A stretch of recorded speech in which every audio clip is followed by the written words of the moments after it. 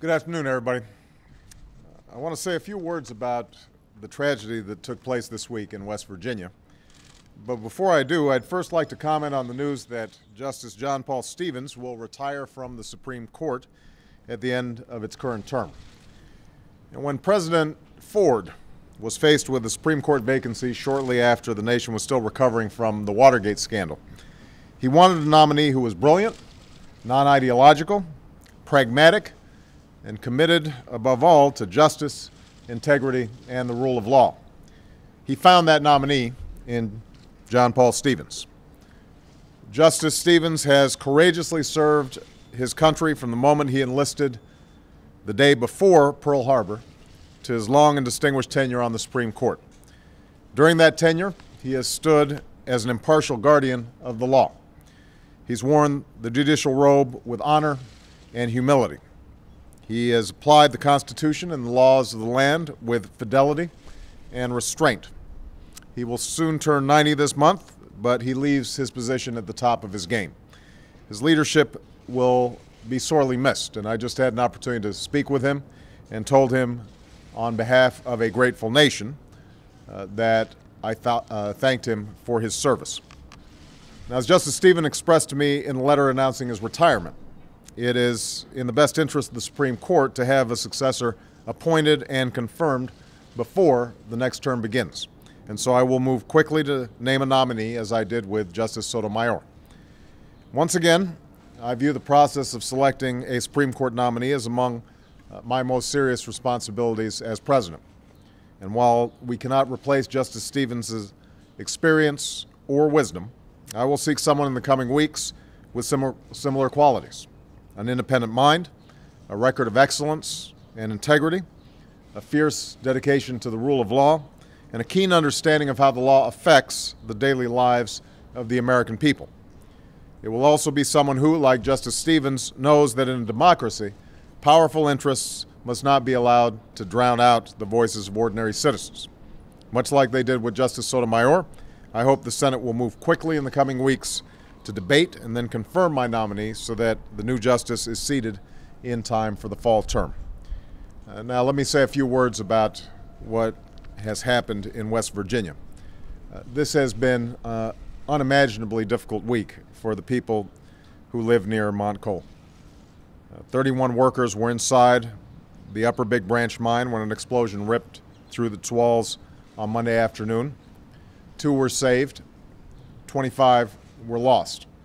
And for the 4 who remain missing, we are praying for a miracle. I want to offer my deepest condolences to the friends and the families of the fathers and the husbands and brothers, nephews, and sons who were killed in this accident. I'm also in awe of the courage and selflessness shown by the rescue teams who've risked their lives over and over and over this week for the chance to save another. They've worked around the clock with little sleep for the past few days, and this nation owes them a debt of gratitude. Now, mining has a long and proud history in West Virginia. And for many families and communities, it's not just a way to make a living, it's a way of life. And the jobs they do in these mines help bring heat and electricity to millions of Americans. It's a profession that's not without risks and danger, and the workers and their families know that.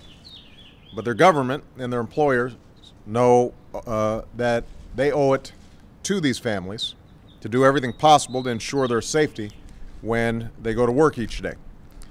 When I was in the Senate, I supported the efforts of Senator Byrd and Rockefeller to try to improve mine safety, but it's clear that more needs to be done. And that's why I've asked my Secretary of Labor, as well as the head of Mine Safety and Health Administration, to give me a preliminary report next week on what went wrong and why it went wrong so badly, so that we can take the steps necessary to prevent such accidents in the future. Because mining is a tradition that's often passed down through generations, it's not uncommon to see an entire family choose this line of work. And sadly, when a tragedy like this occurs, it's also not uncommon to lose almost an entire family all at once. I spoke to some surviving members of one such family on Wednesday. This week, Tim Davis and 2 of his nephews, Josh, age 25, and Corey, age 20, were killed in the explosion in the Upper Big Branch mine. Rescuers have reported that Tim and his two nephews were all found together. Two other members of their families that worked in the mine were able to escape unharmed. Before he left for the mine on Monday, Josh wrote a letter for his girlfriend and young daughter. And in it he said, "If anything happens to me, I'll be looking down from heaven at you all. I love you. Take care of my baby. Tell her that Daddy loves her. She's beautiful. She's funny. Just take care of my baby girl." Reflecting on that letter and the losses she endured in just 1 week, Josh's mother, Pam, simply said, "It is just West Virginia. When something bad happens, we come together. When something bad happens, we come together." Through tragedy and heartache, that's the spirit that has sustained this community and this country for over 200 years. And as we pray for the souls of those that we've lost and the safe return of those who are missing, we are also sustained by the words of the psalm that are particularly poignant right now. Those words read, "You, O Lord, keep my lamp burning. My God turns my darkness into light." Thank you very much.